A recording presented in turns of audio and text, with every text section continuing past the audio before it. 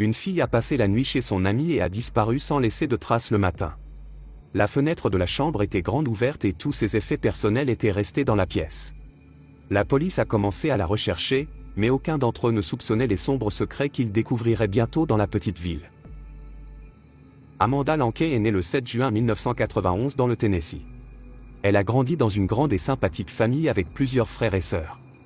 Plus tard, ils ont déménagé avec leurs parents à Spring Hill, en Floride, où Amanda a fréquenté l'école secondaire locale.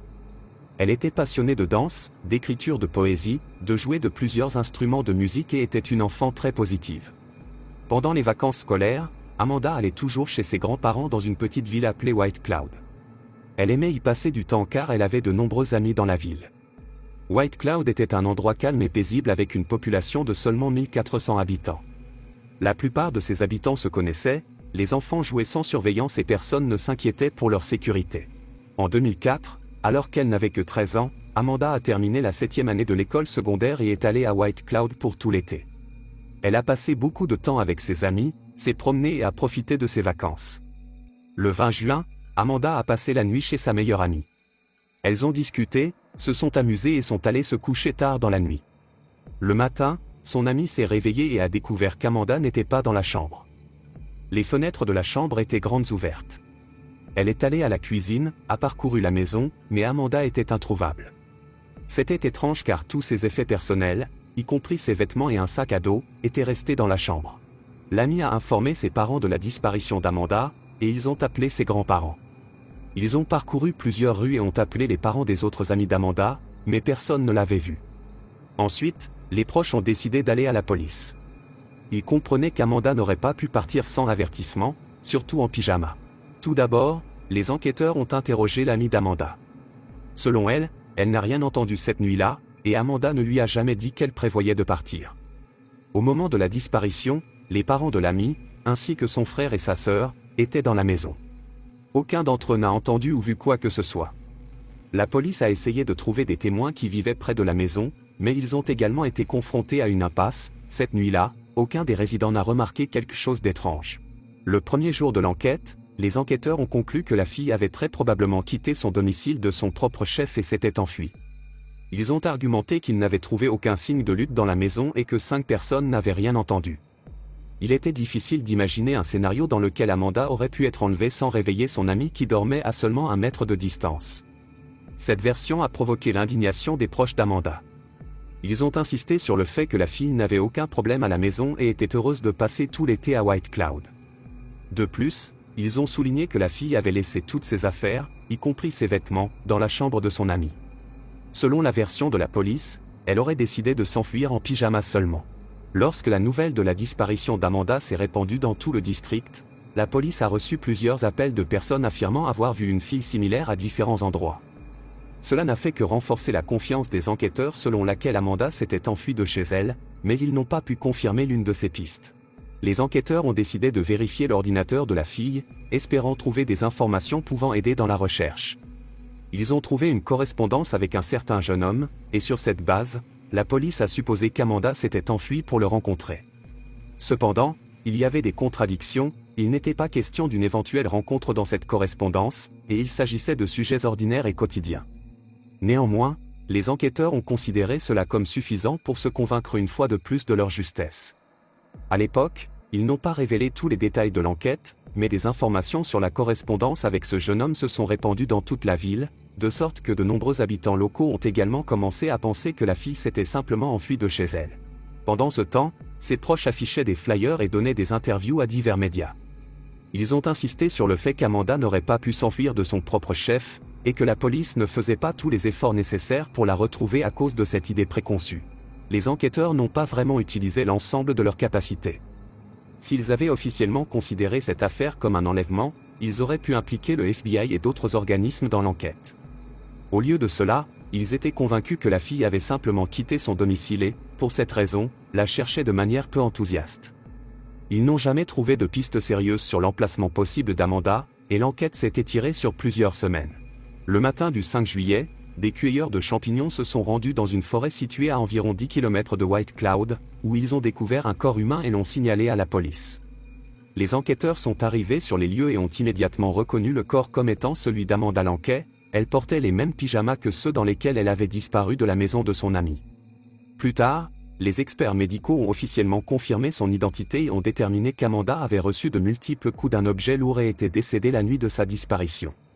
Les détectives ont conclu que la victime avait été tuée ailleurs puis transportée jusqu'à la forêt. Ils n'ont pu trouver aucune piste significative, alors ils ont décidé d'interroger toutes les personnes qui connaissaient la jeune fille.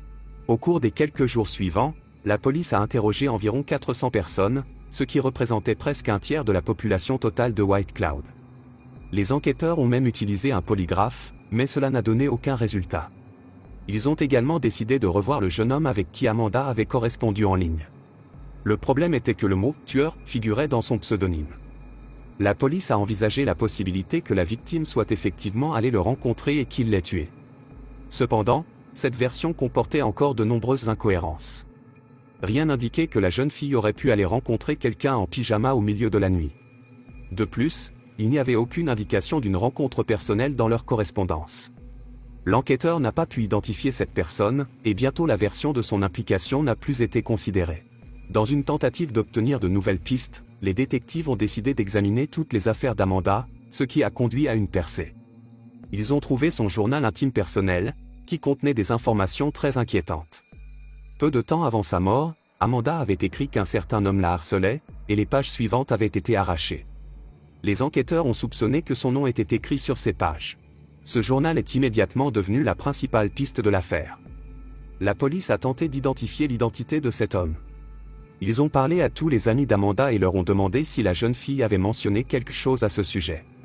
Plusieurs de ses amis ont admis qu'elle leur en avait effectivement parlé et avaient même nommé l'homme, Cecil Wallace. Il était le beau-père de l'ami d'Amanda chez qui elle avait passé la nuit. Pour les détectives, cette information a été une véritable surprise. Ils avaient cherché le meurtrier partout en ville et au-delà, et finalement, le possible coupable se trouvait dans la même maison que la victime. Mais le témoignage des amis ne suffisait pas à son arrestation. Les enquêteurs n'avaient aucune preuve substantielle contre l'homme. Aucun échantillon d'ADN n'a été trouvé sur le corps de la victime, et les documents du tribunal ne précisaient pas si elle avait été victime de violence. Les détectives ont interrogé Wallace, mais il a nié toute implication dans ces crimes. La police se demandait elle-même comment l'homme aurait pu faire tout cela sans être remarqué dans une petite maison où sa femme et ses 3 enfants dormaient. Sans preuve sérieuse ni aveu, il ne pouvait pas arrêter Wallace. Par conséquent, les détectives ont continué à travailler sur toutes les pistes possibles. Peu de temps après, un fait intéressant est apparu. Il s'est avéré que la sœur de Wallace, Candice, travaillait au sein du département de police chargé de l'affaire d'Amanda. De plus, la femme aidait activement son frère et sa famille pendant les interrogatoires. Elle lui disait littéralement quoi dire et comment se comporter. Mais ce n'était pas tout. Il y a 5 ans, elle avait été renvoyée d'un autre département de police pour avoir falsifié un rapport sur l'accident de son frère. Elle avait écrit qu'il conduisait sur une route quand un cerf avait surgi devant lui. Cependant, en réalité, l'homme était ivre et avait eu un accident. À cette époque, d'autres détectives s'occupaient déjà de l'affaire d'Amanda, et ils remettaient en question l'objectivité de l'enquête de la police locale. Cependant, ils ne pouvaient pas confirmer que quelqu'un d'autre que Candice aidait Wallace. Les enquêteurs ont interrogé l'homme et sa famille plusieurs fois de plus, mais tout cela n'a pas donné de résultat. Ils ont continué à chercher des pistes, mais au final, cette affaire s'est étirée sur plusieurs années. Pendant ce temps, la famille Wallace s'est plainte à plusieurs reprises à la police que leur maison avait été vandalisée. Le fait que les habitants de la ville croyaient unanimement que l'homme était un meurtrier et qu'il était couvert par sa sœur ne faisait qu'accroître les sentiments négatifs. Le fait que Wallace continue de vivre parmi eux en toute liberté n'a fait qu'intensifier ces sentiments. 4 ans après le meurtre, en 2008, les détectives ont fait appel au Centre national pour les enfants disparus et exploités pour obtenir de l'aide. Ils ont envoyé leurs enquêteurs à White Cloud, où ils ont passé en revue tous les éléments de l'affaire, mené de nouvelles interrogations et essayé de trouver de nouvelles pistes. Au final, ils en sont arrivés à la même conclusion que les détectives locaux. Il n'y avait pas suffisamment de preuves pour procéder à une arrestation. 3 années de plus se sont écoulées et en 2011, la police a enfin obtenu une nouvelle piste qui a tout changé. Une jeune femme de 27 ans du Texas, qui a grandi à White Cloud, est allée sur un site d'actualité de sa vieille ville, où elle est tombée sur des informations sur le meurtre d'Amanda et a commencé à s'y intéresser. Après avoir lu que la victime avait passé la nuit chez les Wallace, la femme a décidé de se rendre à la police et de leur raconter quelque chose de troublant. En 1998, alors qu'elle habitait encore dans cette ville et avait 13 ans, elle avait passé la nuit chez les Wallace parce qu'elle était amie avec la deuxième fille adoptive de Wallace. Au milieu de la nuit, un homme est entré dans leur chambre et les a agressées toutes les deux. Il les a ensuite menacées pour qu'elles se taisent. Les victimes avaient trop peur d'aller à la police, alors elles n'ont jamais parlé à personne de ce qui s'était passé. Mais après avoir appris le cas d'Amanda en tant qu'adulte, la victime a décidé de contacter la police. De plus, elle a rédigé une déclaration à la police, ce qui a aidé les enquêteurs à se rapprocher de l'arrestation du suspect. Ils ont interrogé un grand nombre d'habitants de White Cloud qui auraient pu être potentiellement touchés par les actes de Wallace. Et cette tactique a fonctionné, ils ont pu trouver plusieurs femmes qui ont admis que l'homme les avait touchées de manière inappropriée. Tout cela s'est produit entre 1998 et 2002. Les victimes avaient alors entre 13 et 16 ans. Rassemblant toutes ces informations, en octobre 2011, la police a arrêté Wallace, âgé de 43 ans. Il a été inculpé d'agression sexuelle sur ses victimes, ainsi que de l'homme qui a été officiellement nommé comme suspect dans l'affaire d'Amanda pour la première fois. Sachant tout ce que les autres femmes leur avaient dit, les enquêteurs ne doutaient pas de son implication dans le meurtre. Lors de l'audience préliminaire, il a été libéré sous caution de 150 000 $, et il a étrangement pu payer cette somme. Apparemment, sa sœur et d'autres proches l'ont aidé à réunir l'argent. Le procès devait commencer dans un mois. En attendant, Wallace est retourné au travail, mais les habitants de la ville n'étaient pas satisfaits de sa libération sous caution. Ils ont manifesté à plusieurs reprises devant le bureau de l'entreprise, exigeant que cet homme soit renvoyé. Le 10 novembre, jour de la première audience au tribunal, un tournant inattendu s'est produit, Wallace n'est pas venu à l'heure prévue, et la police l'a immédiatement déclaré en fuite. Quelques heures plus tard, ils ont réussi à trouver sa voiture dans les bois près de la ville. L'homme était là aussi.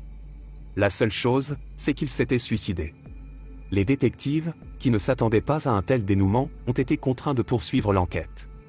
Après le décès du suspect, ils ne pouvaient compter que sur des preuves significatives qui pouvaient le relier à la mort d'Amanda. Ils ont obtenu un mandat de perquisition pour sa maison, essayant de trouver tout ce qui était lié à son meurtre. La police a examiné chaque recoin, abattu certains murs et retiré des planchers. Mais ils n'ont pas pu trouver de preuves sérieuses. Par la suite, ils ont recentré leur attention sur la sœur du suspect, Candice. Les détectives étaient convaincus qu'elle couvrait son frère et voulaient savoir si elle savait qu'il avait tué Amanda. Après avoir recueilli les preuves nécessaires, Candice a été arrêtée en août 2012. Elle a été inculpée d'entrave à l'enquête intentionnelle, mais ce n'était que le début. Au cours de l'enquête, les détectives ont découvert que Candice avait couvert son frère pendant les périodes où il s'adonnait à des activités illégales. De plus, elle lui avait appris à ne laisser aucune preuve sur les lieux du crime. Elle lui avait montré comment essuyer correctement ses empreintes digitales des surfaces pour que les experts ne puissent pas les relever. Candice lui avait également conseillé de toujours avoir une cigarette avec l'ADN de quelqu'un d'autre, afin de pouvoir éventuellement la planter sur la scène du crime. Les détectives ont également conclu qu'au moins 9 personnes étaient au courant des crimes de Wallace mais étaient restées silencieuses, toutes étaient des membres de sa famille. La police n'a pas pu prouver leur culpabilité. L'enquête sur la participation de Candice a continué pendant 2 ans jusqu'en 2014, lorsque Candice a conclu un accord avec la police. Elle a admis avoir menti aux enquêteurs, et en échange, 2 autres chefs d'accusation ont été abandonnés. Le problème était que la sœur de Wallace ne pouvait pas fournir de services de conseil sur une affaire sur laquelle elle travaillait en tant qu'agent de police. Étant donné qu'elle avait aidé son frère lors des interrogatoires, elle avait enfreint cette règle et avait finalement été punie pour cela. Cependant, Candice a continué d'insister sur l'innocence de son frère. Le tribunal l'a condamné à 30 week-ends de prison. Il s'agit d'une pratique douteuse où le condamné doit être dans le bâtiment de la prison pendant 2 jours par semaine et peut se déplacer librement pendant le reste du temps. De telles peines servent de demi-mesure, et si une personne a commis une infraction mineure, elle peut se voir infliger plusieurs week-ends de prison. De cette manière, elle reçoit une punition, mais cela n'affecte pas fortement sa vie. La personne condamnée peut continuer à travailler et à passer du temps en famille. Bien sûr, les proches d'Amanda étaient extrêmement mécontents de cette décision. Ils étaient, comme les détectives, convaincus que Candice avait aidé son frère à échapper à la punition, mais il n'était pas possible de le prouver à 100%. Par conséquent, elle s'en est sortie avec une peine mineure. La famille d'Amanda a été contrainte de traverser un autre procès. En 2004, les experts médicaux n'ont remis qu'une partie de ses restes à la famille pour qu'elle puisse organiser des funérailles. Le reste devait être conservé par les détectives pendant l'enquête, mais après la mort de Wallace, il a été décidé de remettre ses restes aux proches. En 2013, la famille de la jeune fille a dû exhumer ses restes pour enterrer à nouveau Amanda. Sa mère espère toujours que les enquêteurs trouveront des preuves qui prouveront la culpabilité de Wallace. Elle tente également d'obtenir des changements dans la législation pour modifier l'approche de la police dans la recherche d'enfants disparus. La femme insiste sur le fait que les enquêteurs ne devraient pas mener une enquête en se basant sur leurs évaluations subjectives et considérer la disparition comme une évasion volontaire du domicile.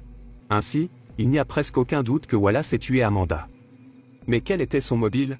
Étant donné qu'il n'y a aucune information dans les documents du tribunal indiquant si la victime a été victime de violence, deux hypothèses peuvent être avancées. Il l'a probablement agressée mais n'a pas laissé de matériel biologique, c'est pourquoi l'enquête a décidé de ne pas révéler ce fait car il était inutile. Les enquêteurs pouvaient également garder cette information secrète pour les besoins de l'enquête, espérant que le criminel révélerait des faits qui n'avaient jamais été divulgués. Ces crimes passés plaident également en faveur de Wallace comme étant le meurtrier. Il a agressé au moins 3 victimes, utilisant le même schéma, toutes sont restées chez lui pendant la nuit. La question reste de savoir pourquoi il a tué Amanda.